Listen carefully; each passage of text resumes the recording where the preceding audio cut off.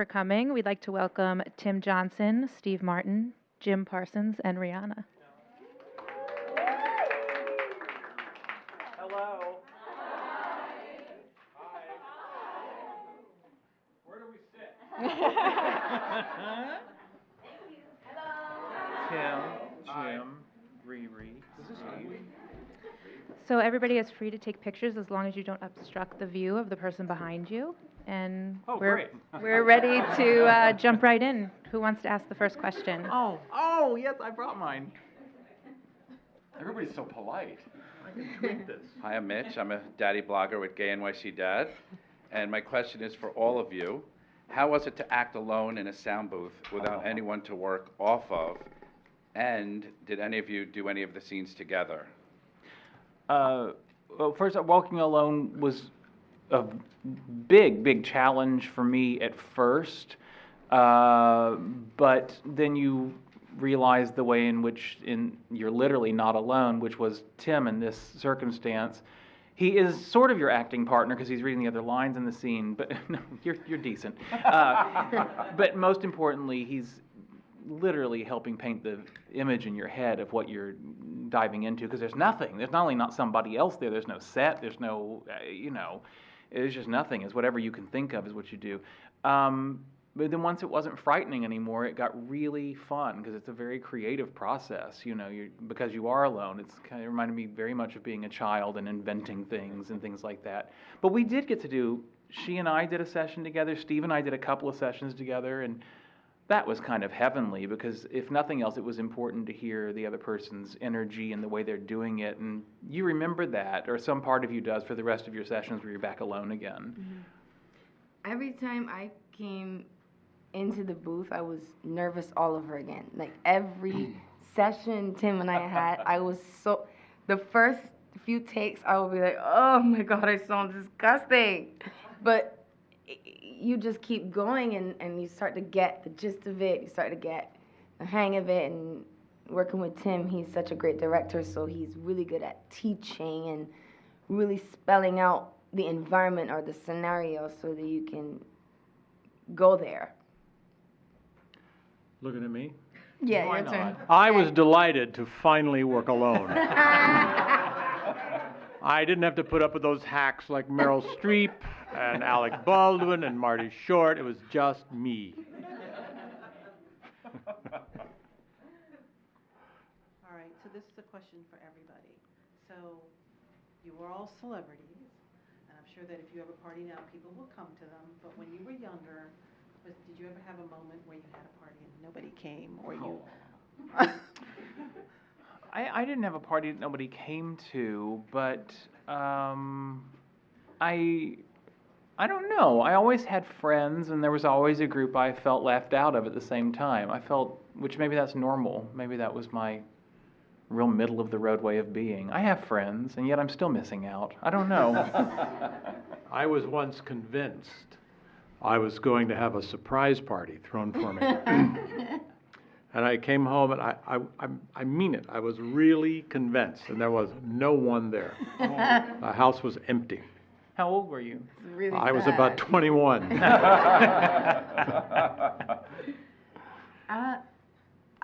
Only one party sticks out in my mind as a kid. It was like the best party ever. I was 5 years old, and my mom dressed me up in a church dress and stockings to go to the party in a park. Me too.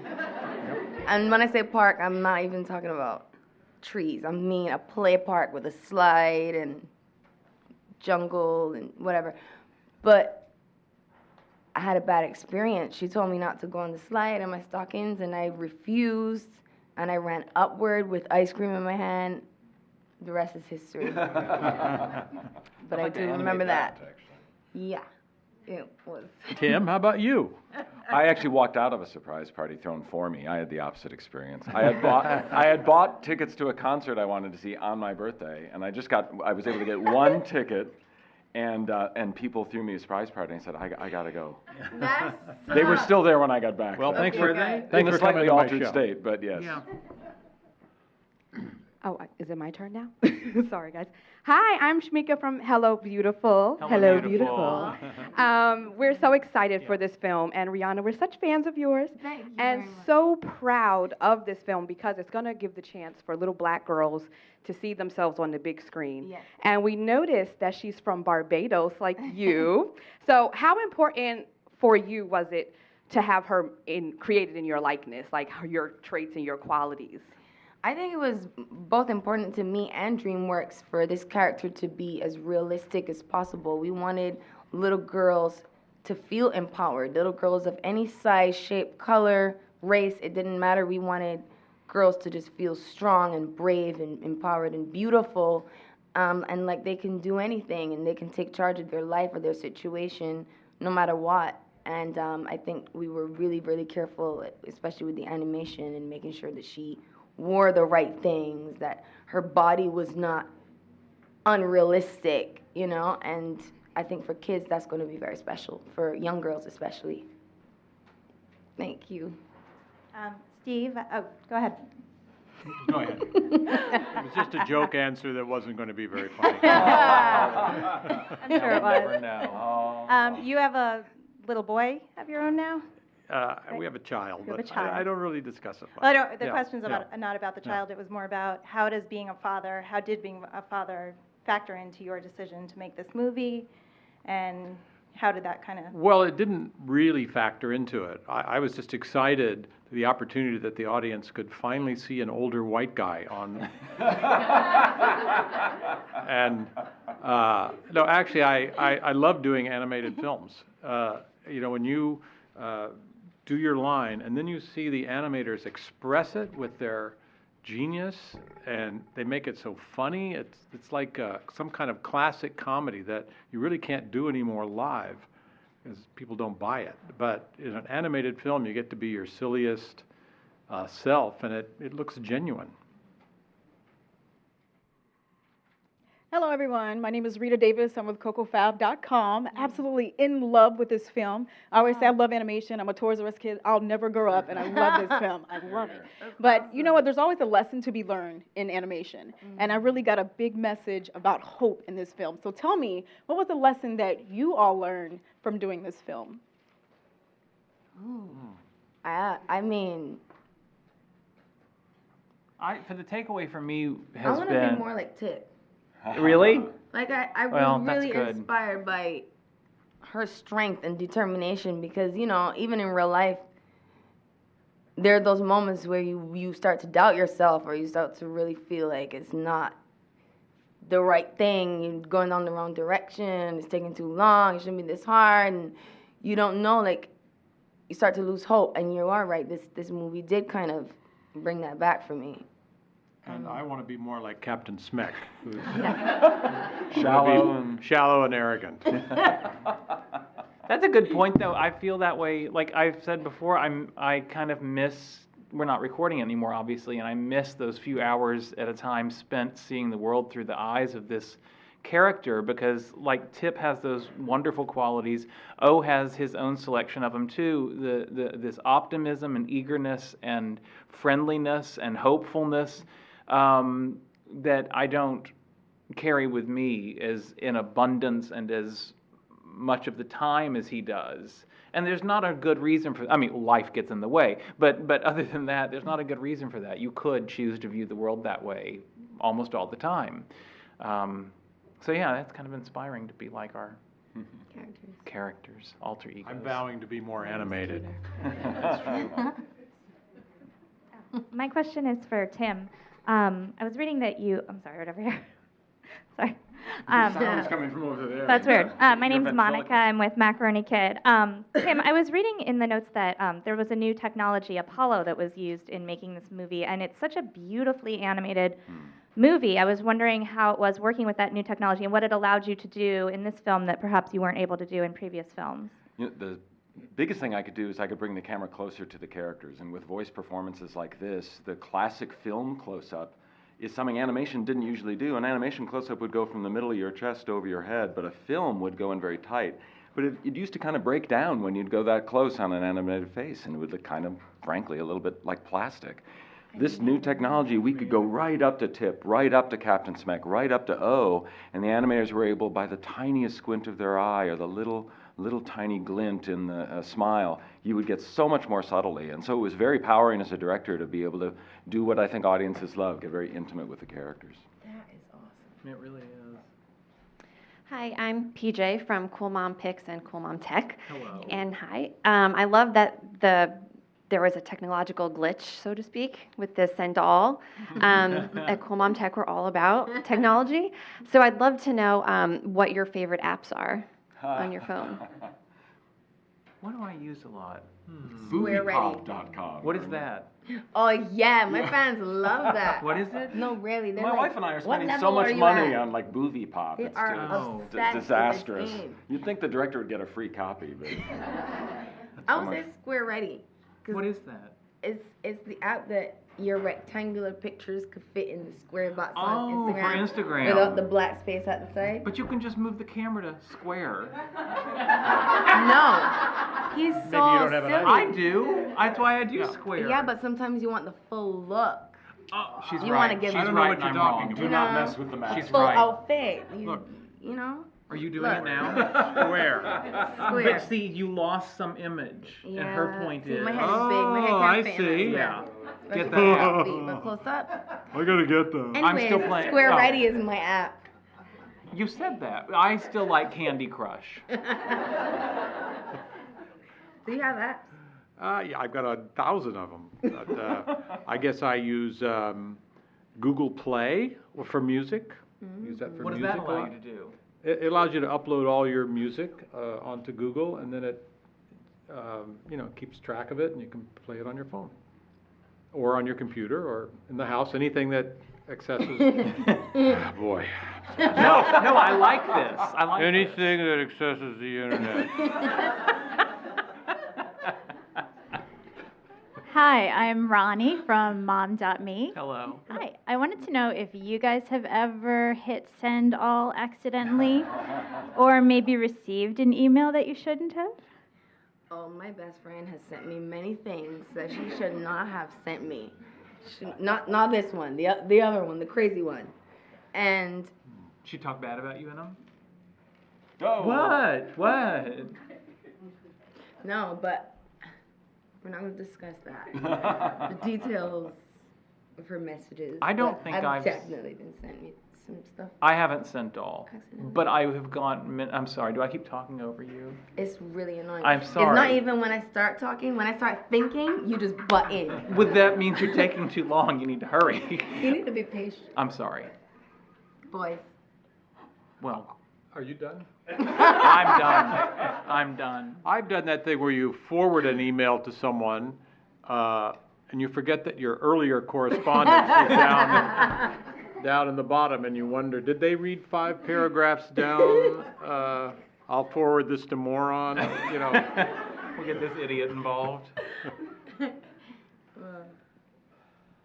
Hi, I'm Caroline from The Stir. Hello. Hi. My question is, if you could change color based on your mood, would you? I'm so pale, I think I could. Yeah. If I could control it, but if I'm doing it against my will. Were you gonna talk again? Nope. Come on. I'm just thinking like, oh my god. I Okay, would be good. You were just thinking. butting into my thought. I think it'd be awful. I mean, turning red is bad enough, and you get embarrassed. But it would reveal your feelings of lust and anger and hatred. Also Anger, the I guess sins. we do. That's all over your face, anger, usually. We're saving the color of lust for the sequel. Yeah. The adult Does version. it need a color? Doesn't it have other signals? I don't know.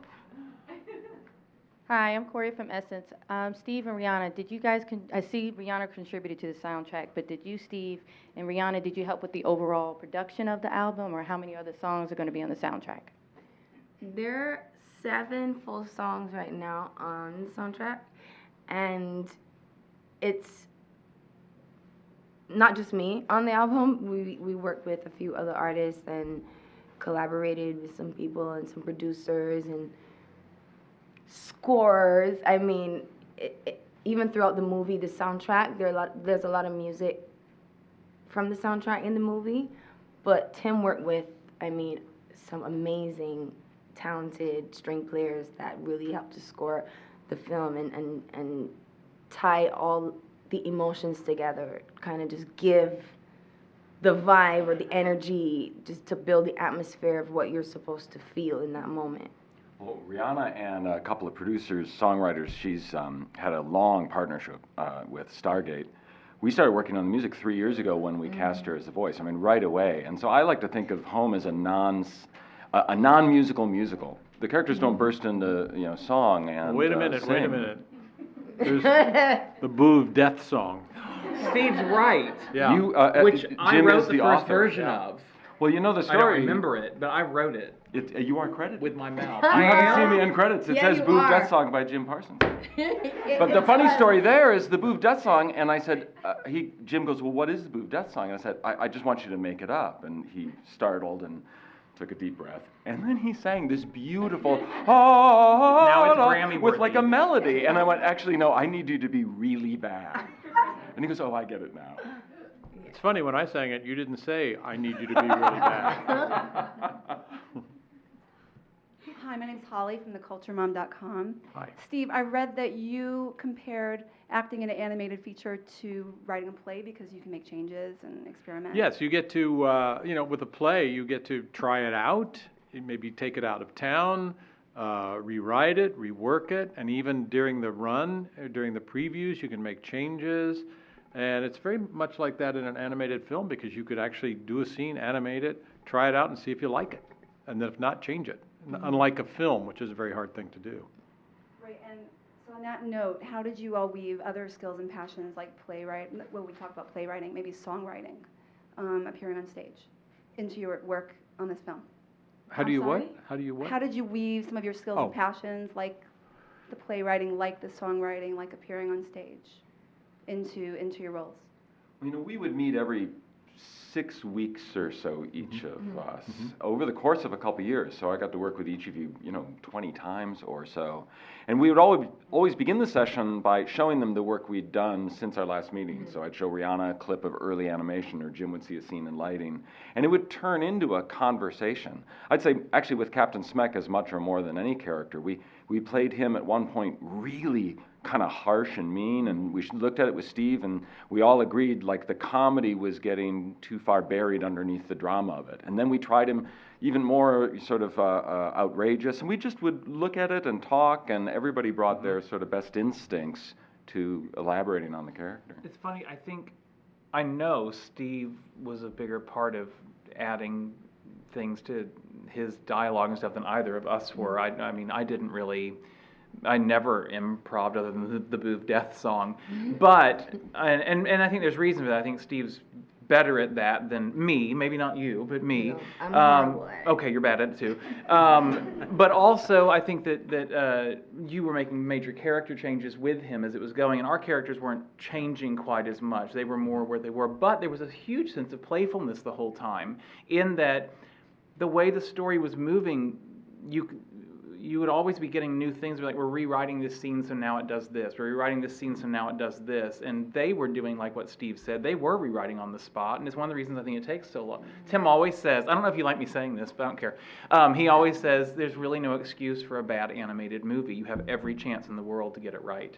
And you could feel that they were really doing that. They're like, no, let's keep working. Yeah, definitely. Yeah.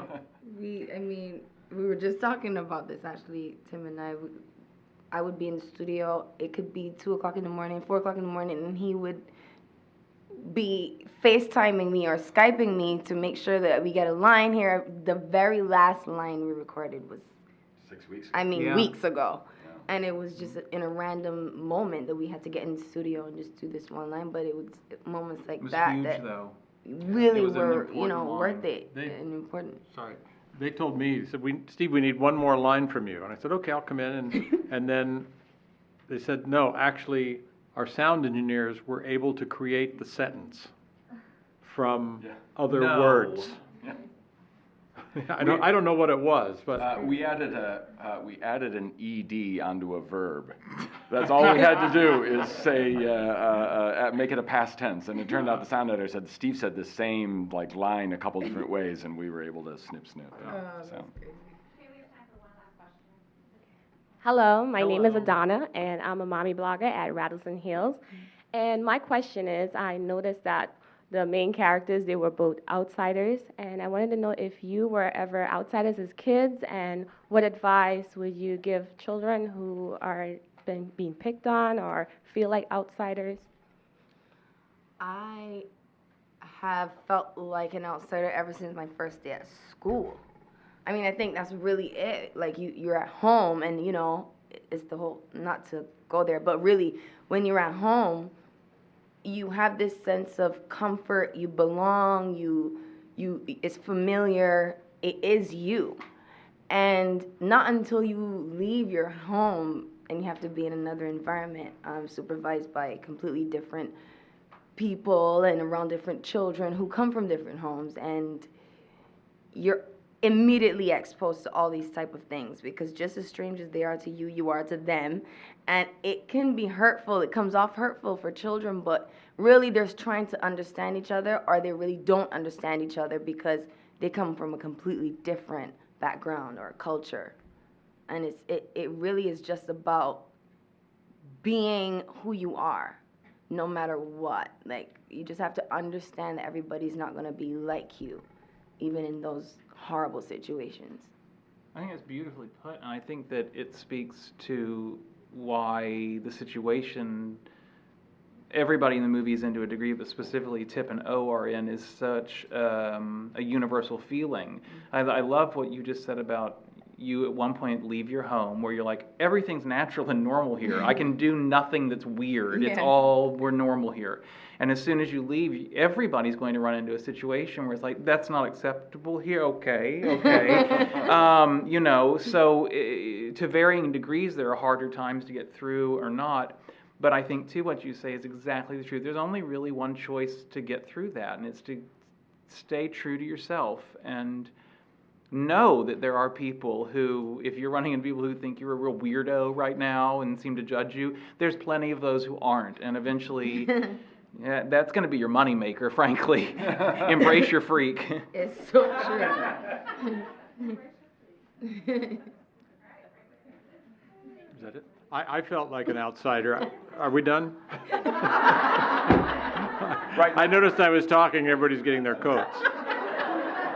It's like, I feel like an outsider right now. I did. I'll just quickly, about 12 or 13, I felt like an outsider at school. And then this new usage of a word came in, which was nonconformist. And it was lauded to be, you were lauded if you were a nonconformist. I thought, I'm not an outsider, I'm a nonconformist. So I was feeling pretty good at that point. Did it change I still had no friends, but I was a nonconformist with no friends. Ladies and gentlemen, you're watching Hey You Guys! Hey You Guys, huh? Hey You Guys, Is that from the Goonies? It is indeed, yes. Nice.